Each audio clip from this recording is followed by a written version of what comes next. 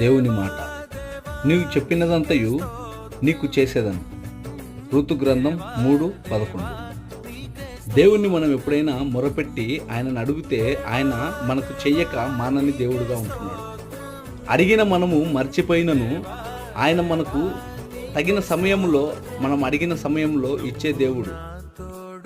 దేవుని నువ్వు విశ్వాసంతో ఎప్పుడైతే అడుగుతావో ఆయన సమస్తమును నీ జీవితంలో కలుగజేసే దేవుడుగా ఉంటుండగా, పరిస్థితులు మన ఎదురుగా మనకు వ్యతిరేకంగా నిలిచినను దేవుని యందు మనము విశ్వాసంతో అడిగేదాం. దేవుడు ఖచ్చితంగా మన జీవితంలో సమస్తమును చేసి మరలా మన జీవితంలో నూతనమైన మేలులు మన జీవితంలో కలుగజేయునుగాక. విన్న వాక్యమును బట్టి దేవుని యందు విశ్వాసంతో నీవు అడుగు. సమస్తమును నీ జీవితంలో ఆయన చేసి నీ జీవితంలో మరలా ఆనందమును కలుగజేయునుగాక.